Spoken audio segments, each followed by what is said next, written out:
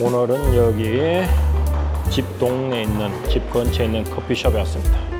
커피숍에 온 이유는 제 친구 중에 같이 대전에서 유튜브를 했던 친구들 중에 지금 유튜브를 하는 애가 있습니다.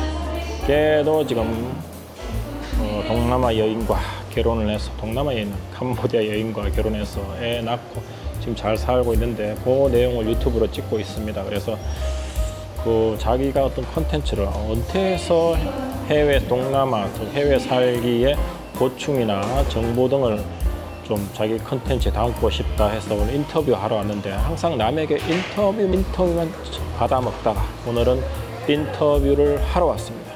하지만 저도 유튜브 하지 않습니까? 동남아에서 나이 들어서, 나이 안 들어도 관계없어요. 저 빨리 은퇴했으니까 은퇴를 해서 어떻게 사는 게 어떤지에 대해서 한번 여러분들에게 제가 인터뷰를 하면서 여러분들에게 알려드리겠습니다. 이거 항상 위에 들어가서 얘기하라던데 요래 잘생겨 보인답니다. 어차피 얼굴은 포기했습니다. 치앙마이에서 살지는 않습니다. 1년에 한 6개월 정도 치앙마이에 있고 6개월은 한국에서 왔다 갔다 하면서 살고 있는 유튜브도 하고 있습니다. 예전에 유튜브 동호회에서 수수 김서방하고 같이 유튜브를 했고 같이 여행도 한번 간 적이 있습니다. 네, 동남아 생활의 환상적인, 그러니까 꿈 같은 이야기만 하지 않고 진짜로 실질적인 이야기들. 네. 사실 뭐 사람들이 동남아 오면 황제처럼 산다, 뭐 200만 원 가지고 있으면 황제처럼 산다 하려면은 네, 맞아요. 네. 그런 말도 많은데 사실 그렇지 않고, 그 현지인처럼 살면 사실 200만 원도 충분히 큰 돈이고, 현지인처럼 살지 않고 내가 동남아에 살고 있지만 나는 한국인처럼 살겠다 그러면 200만 원이 턱없이 모자라는 돈일 수도 있습니다. 그리고 그러면은 이제 그 현지인처럼 산다는 기준은 어느 정도예요? 어느 정도 생활 수준이에요?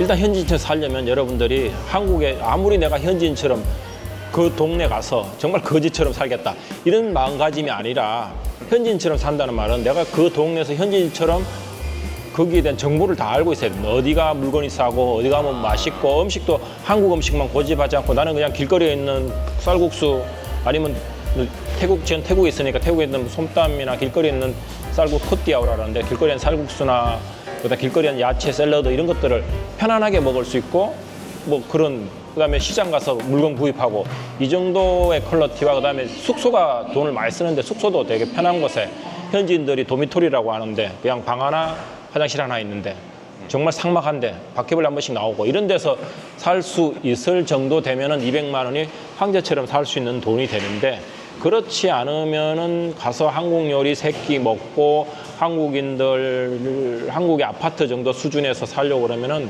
200만 원은 턱없이 모자라는 돈이 될 수가 있습니다. 그렇죠. 기본적인 생활비로 일단은 한국처럼은 생활을 안 한다 하더라도 그래도 기본적인 물가가 좀 싸니까 어느 정도 퀄리티, 그러니까 기대치를 좀 내려놓고 하면 200 정도는 살 수도, 아주 부족하진 않지만 살 수는 있는데, 그러기 거주가 이제 주거 문제가 가장 큰 문제겠네요. 매일 호텔에서 살 수는 없잖아요. 콘도에서 살 수도 없는 거고. 만약에 진짜로, 그러니까 그거를 기준을 좀 나눠주시면 좋을 것 같은데요. 그러니까 한 달 살고서, 그러니까 치앙마이라든지 동남아 한 달 살기 하고, 그러니까 기본 거주는 한국에서 하고, 나는 그냥 좀 쉬러 한 달 정도 왔다 갔다 하겠다. 그 정도의 이제 주거 비용하고, 아예 이민을 생각한다고 했을 때 주거 비용 정도. 결국에는 뭐 동남아에서 뭐 한 달 살기를 하던 뭐 1년을 살던 뭘 하던 간에 제일 중요한 거는 먹고 자는 건데, 먹는 거야 뭐 거기 물건 좀 싸니까 조금 아껴서 쓴다 해도 주거 비용, 그거를 좀 구분을 해서 좀 얘기해 주시면은 저희 구독자분들이라든지 시청자분들이 동남아 생활을 이해하는데 좀 더 도움이 되지 않을까 싶습니다. 아까 현지인처럼 산다는데 가장 중요한 게 주거를 어디서 하느냐. 내가 사는 비용의 대부분이, 대부분은 아니죠, 상당수가 주거 비용에 들어갑니다. 그래서 내가 어떤 집에 살 것이냐가 되게 중요한데, 뭐 태국만 예를 든다면 동남아는 거의 비슷하긴 한데, 우리가 아파트라고 생각하는 콘도미니엄이라는 게 있는데 그게 보통 이 퀄리티가 엄청나게 차이가 많이 납니다. 좋은 데는 한 달에 100만 원이 넘는 데도 있고, 싼 데는 뭐 그래도 콘도미니엄이니까 30만 원, 뭐 40만 원 정도 되는데 한 달에. 그럼 한 달에 100만 원 넘는 데 살면은 사실 150, 200만 원 하는 데도 있습니다. 근데 100만 원 정도 된 데서 살게 되면은 사실 아까 말한 것처럼 200만 원은 턱도 없이 모자랄 수 있죠. 생활비가 필요하니까. 하지만 내가 30만 원, 20만 원짜리에 살고 있다. 20만 원짜리 살면 거의 바퀴벌레와 같이 살아야 되는데 20만 원짜리는 안 되더라도 한국 사람이니까 나는 벌레를 사랑한다. 이런 분들은 한 30만 원 정도에서 충분히 살 수 있습니다. 가끔 가다가 벌레에 당황하지 않고 그래서 그런 분들은 뭐 빈대 이런 거, 지금 빈대는 없다. 요즘 빈대는 없는데 진드기 이런 거 좀 있으니까 그건 자기가 또 청결 관리를 어떻게 하느냐에 따른데 어떤 사람들은 머리 안 감고 안 씻고 뭐 이렇게 하면 또 집안에 고양이 키우고 그러면 또 진드기 있습니다. 아무튼 그 가격을 내가 삶의 질을 어디에 두느냐에 차등이 있겠죠. 그런데 굳이 내가 동남아 가서 방에 바퀴벌레 나오는 데서 살 이유는 없지 않겠습니까? 그러면 굳이 그게 갈 이유가 없기 때문에 여러분들의 어느 정도 퀄리티 있는데 대단히 퀄리티 있진 않더라도 어느 정도 그냥 한국 사람들이 적당히 지낼 만한 데는 한 40에서 50만 원 정도 한다 이렇게 생각하시고 사시면 될 것 같습니다. 그 이제 그거는 이제 한 달 살기 기준이고, 그 만약에 은퇴를 해서 거기서 이제 아예 집을 구하고 싶다 했을 때 그쪽 뭐 주택 가격은 또 어떻게 되나요? 그러니까 내가 왜 가느냐, 무슨 목적으로 가느냐가 첫 번째 단계인데 그냥 한 달 살게 하러 가는 거하고 아니 은퇴해서 사는 방법이 있고 은퇴해서 살 경우에는 집을 사는 게 낫겠죠. 근데 은퇴하는 게 아니고 나는 추운 게 너무 싫어. 그리고 우리 나이가 들면 혈관이 피가 흐름이 옛날처럼 뭐 고속도로 180km 쫙쫙 달리면서 좋은 차가 안 되고 막 그냥 막 60km, 50km 혈관 또 늦어지고 중간에 가다가 여러분들이 그동안에 먹었던 뭐 마가린, 뭐 햄버거 이런 것 때문에 턱턱 걸려가지고 혈관이 짝짝 못 지나가는 사람들 있지 않습니까? 그런 경우에는 겨울이 아주 무섭습니다. 겨울에 한번 또 자빠지면 또 나가거든. 골반 이런 거. 뼈 부두둑 이렇게 나가거든. 그러니까 그렇죠. 그런 분들은 이제 겨울이 따뜻한 데서 지내는 게 맞거든. 그런 목적으로 겨울에 3개월만 내가 살겠다. 이런 사람도 있고. 그래요. 그리고 아예 그냥 나는 깔끔하게 나는 은퇴해서 동남아에서 1년 정도 살겠다. 이런 분도 있고. 1년 살아보고 또 마음에 들면 계속 살 수 있으니까. 그러니까 그 목적에 따라 숙소가 달라지는 거죠, 사실은. 근데 예를 들면 콘도 같은 경우는 한 달을 구하려면 한 달 구하는 게 쉽지 않고 만약에 한 달을 구하더라도 한 달 구하는 거는 1년 계약하는 것보다는 당연히 비싸겠죠. 우리 1년 계약하는 거하고 한 달 계약하는 거하고 가격 차이 확 나거든. 그렇죠. 단기 임대니까. 그 차이가 있고 1년 임대하면 아무래도 싸겠죠. 1년 임대하는데 한 40만 원 들 것 같으면 한 달 임대하면 50에서 60만 원 듭니다. 그래서 그 정도 생각하셔야 되고. 그러면 일단은 집을 먼저 구하는 것보다는 일단 와서 한번 그 목적에 맞게끔 그 숙소라든지 뭐 집을 좀 구한 다음에 한번 뭐 1년이건 한 달이건 1년이건 이렇게 살아보고 그 다음에 이제 완전히 이제 집을 살지 않나 저는 결정하시는 게 나아요. 그러니까 내가 이걸 왜 하느냐. 그래서 단계적으로 하는데 근데 처음부터 나는 이거 은퇴해야겠다고 생각을 하고 나서 그 목적에 맞게 아예 처음부터 은퇴를 하는 건 또 맞지 않아. 사람이 시행착오를 할 수 있거든. 그래서 처음에는 한 달 살아보는 거를 추천하고 근데 제가 볼 때는 만약 은퇴해서 살 목적이 마음에 조금이라도 있으면 한 달보다는 3개월을 살아보는 게 좋다. 왜냐면 3개월 단위로 숙소 가기도 좀 편하고 그리고 치앙마이 같은 경우는 겨울이 성수기인데 성수기에 있던 방구 가기 어렵지만 그럼에도 불구하고 한국에 너무 추운 게 싫다. 온몸이 싹신다.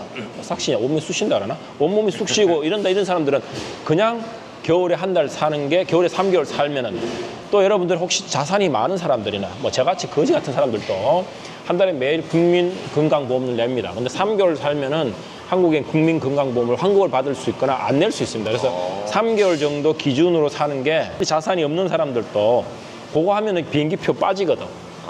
그러니까 국민연금 건강보험료. 두 개다? 국민연금은 안 되고 건강보험료가 빠져요. 왜냐면 여기 내가 우리나라에 없기 때문에 우리나라에 없는 기간 동안 우리나라 어려울 때 못 받잖아. 그게 옛날에 한 달이었는데 지금 보육학기가 3개월인데 3개월 동안 해외에 있으면은 3개월 동안에 내가 내는 건강보험료를 혜택을 받을 수 있다고. 그게 한 달에 만약에 한 20만 원 정도 내는 사람이면 60만 원이잖아. 3개월이면 60만 원 환급받고 내가 한국에 또 개인적 실손보험이 들어있어. 그럼 실손보험 한 달에 10만 원씩 나가면은 그게 또 30만 원이잖아. 그럼 60에다가 30만 원 더하면은 90이죠. 90만 원인가? 계속 빠른데 90만 빠져도 비행기 90만 원 빠지면은 일단 왕복 비행기표 풍퉁 치거든. 그래. 비행기표 하고 뭐 약간의 경비까지도 쳐지니까 일단 3개월을 살아보시고 야 이게 3개월 살아보니까 내 체질에 너무 맞다. 난 여기 있으면 너무 행복하다. 뭐 행복해서 죽을 것 같아. 이런 분들은 그냥 다음에 3개월 몇 번 살아보다가 그냥 거기서 3개월 살면서 현지 물정이나 사정을 잘 알게 되고 그러고 나면 그때부터 이제 집을 알아보고 집을 사면 더 좋습니다. 매달 월세가 워낙 비싸기 때문에 집을 사놓고 콘도를 사서 저도 그런 생각했는데 가끔 콘도를 사가지고 우리나라처럼 뭐 부동산 해가지고 막 펑튀겨가지고 나 막 1억에 샀는데 2억에 판다 이런 거 없습니다. 동남아에서는 그런 건 없어요. 1억에 살면 1억에 팔 확률이 되게 높기 때문에 그나마 시세 차익이 별로 없어요. 1억에 사서 1억에 팔 수 있으면은 뭐 사실 중간에 월세 생각하면 나쁘지 않기 때문에 만약에 장기 거주를 하겠다 싶으면은 콘도를 사는 것도 저는 권하고 그렇다고 나 나이 들어서 주택이 좋아. 근데 주택은 외국인이 살 수가 없어요. 그래서 주택은 그냥 렌트할 수밖에 없고 땅이 소속된 거는 살 수가 없어. 그래서 콘도만 구입을 할 수밖에 없는데 콘도를 구입해서 사는 걸 괜찮은데 처음부터 그렇게 무리수를 뜨지 말고 우리나라 사람들이 이게 뭐 한 번에 몰빵을 하는 경향이 있거든. 그렇죠. 왜냐면 우리나라 사람들은 워낙에 성격이 다 급하셔가지고. 뭐 사업하시면 자기 전 재산 다 뽑아가지고 가끔 가다가 옛날 라오스에서 그 부름 봤는데 온 지 한 달 됐나? 한 달 됐, 2달 전 사람, 여기 너무 좋아. 어린 사람들이 우리를 사람처럼 대우해 주거든. 그렇죠. 이게 이제 한국의 계급 사회는 아니지만 나이 사회가 돼 있거든. 그래서 최소한도 젊은 사람들 우리하고 놀아주거든. 같이 대화도 해주고 같은 모임에서 같이 어울리기도 하고 이게 충분히 가능하고 나이에 대한 차별이 없거든요. 물론 차별이 아예 없진 않아.